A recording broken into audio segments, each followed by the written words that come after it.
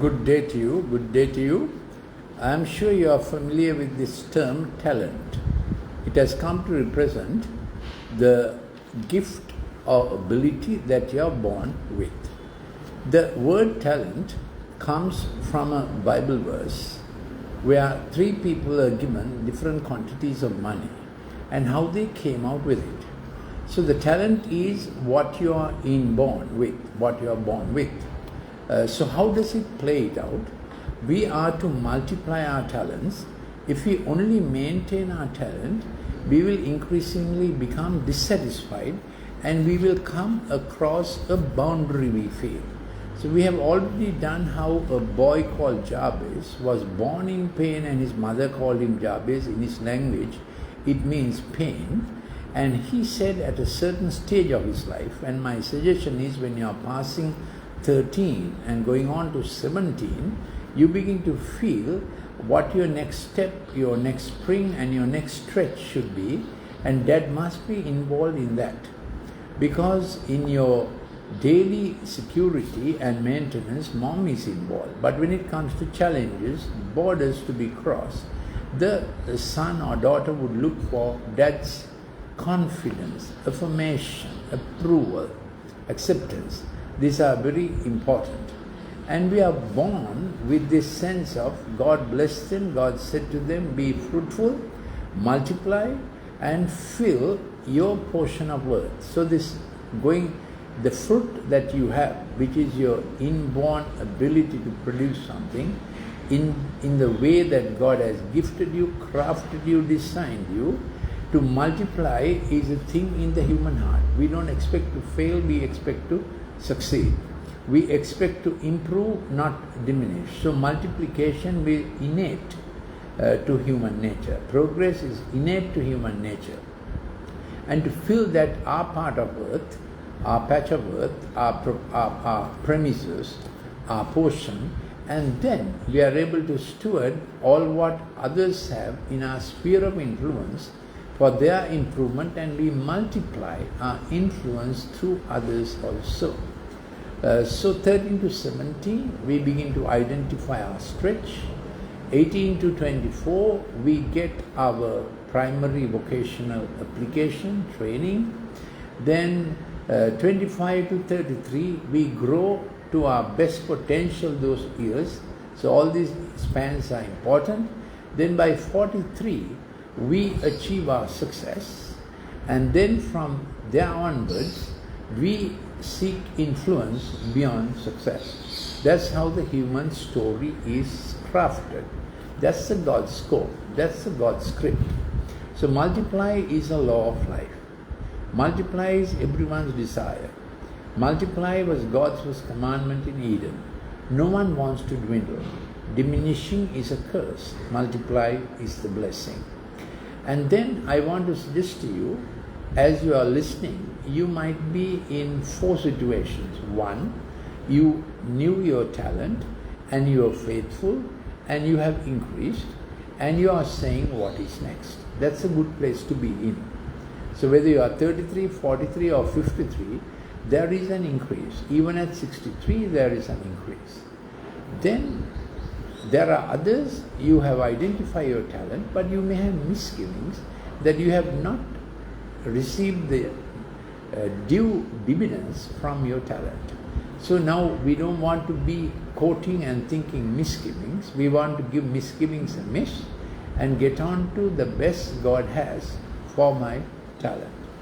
The third category would be those who feel, I'm not gifted, I don't know whether I have a talent, I have buried even if I had one, and that's not a good place to be in either.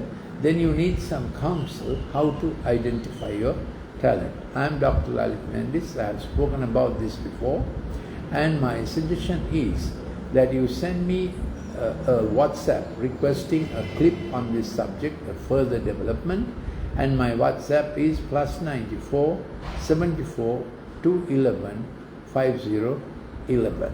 If you are in the third category, that you feel as if you have not properly identified the talent and you feel you are going nowhere. There's a fourth category, and a Bible story says everyone got a mina and one person made 10 out of that mina. Mina was a substantial amount of money, and he made 10 mina, and the master gave him to look after 10 cities. So that's an enormous stretch, and some of you may be waiting for an enormous stretch, and you need God's help for that enormous stretch, what the eye hath not seen, what the ear hath not heard, what has not entered into your heart, but God is able to do exceedingly and abundantly that next portion of your life.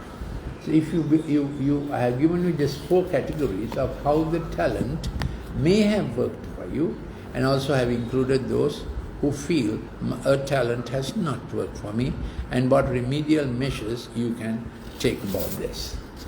Now I want to get on to what this boy Jabez said.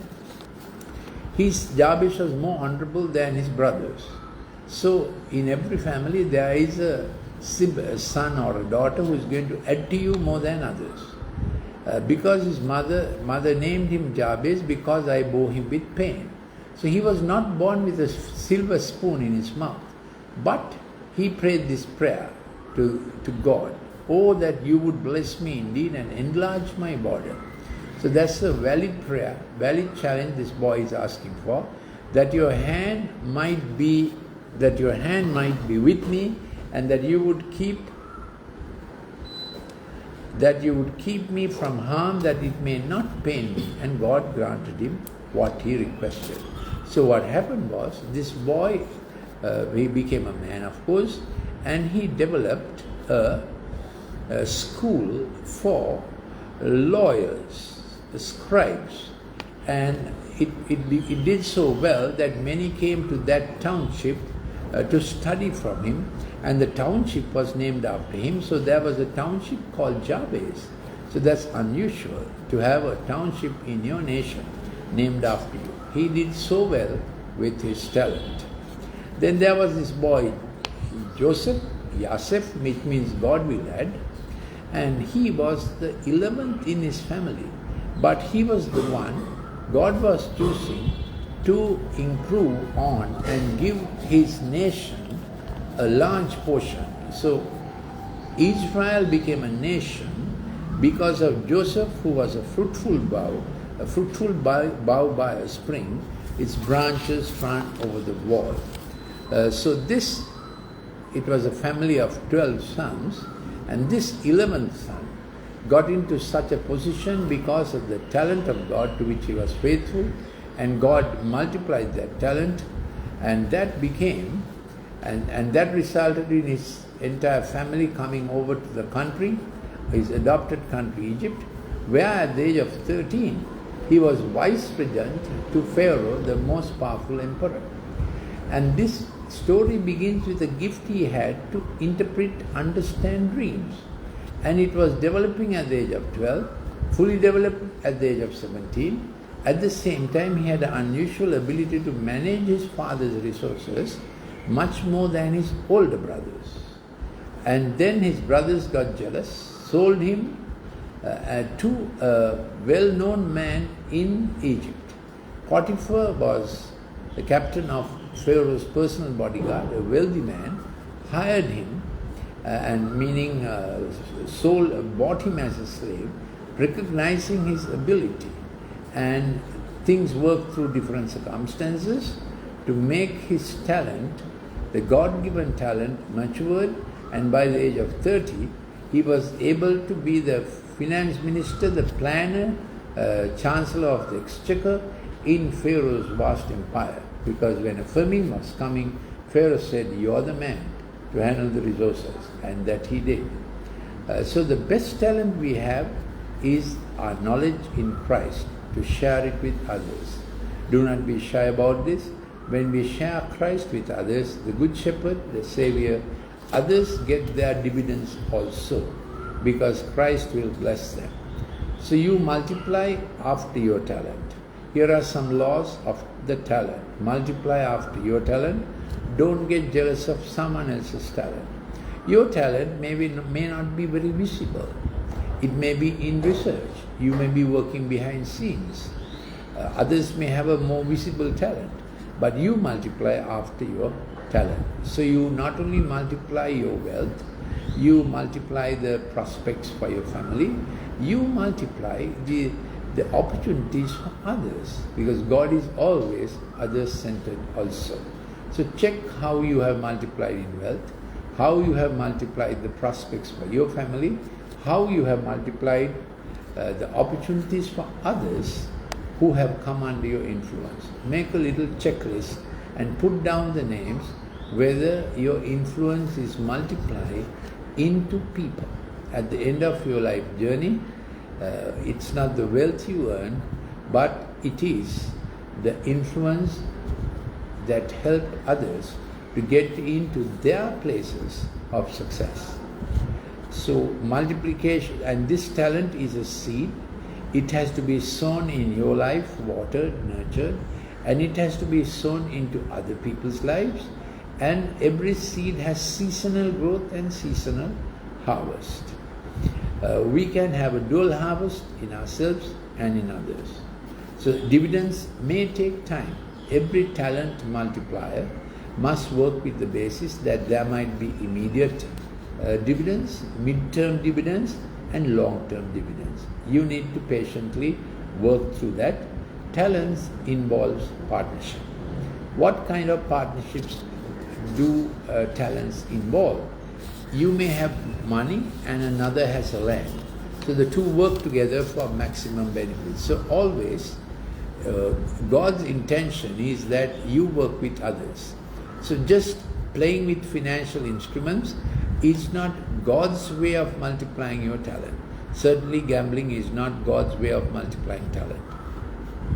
Then a musician partners with a singer for multiplication of his talent in the world of entertainment. So teacher partners with students, and some of them will become better known, better established than a teacher. So talent seeks trainees. So remember this, talent has to always do with people ultimately. So gift as a seed, you share a gift in your life, you share a gift in your life that you have been able to see grow over time. How does knowing God answers our prayers? In seed form. Sometimes God gives you ideas, seed ideas, business ideas, project ideas. So take your ideas, the counsel you get, instruction you get, commandments you get seriously, because that's a track on which talent grows, talent yields best. Now here is a slogan that you must remember, write it down. How can what you want now differ from what you want most? So if you are a wise man, you will go for what you want most, what you need most. It's a long-term thing, rather than dwindle or get distracted what you want now. What you need most in your life must be always the preference, a pre-decision.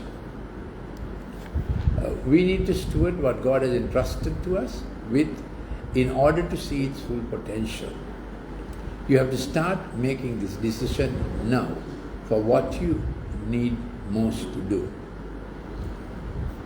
So remember that what you may be wanting now can work against what you should be involved in most. So keep that balance, get instructions about it.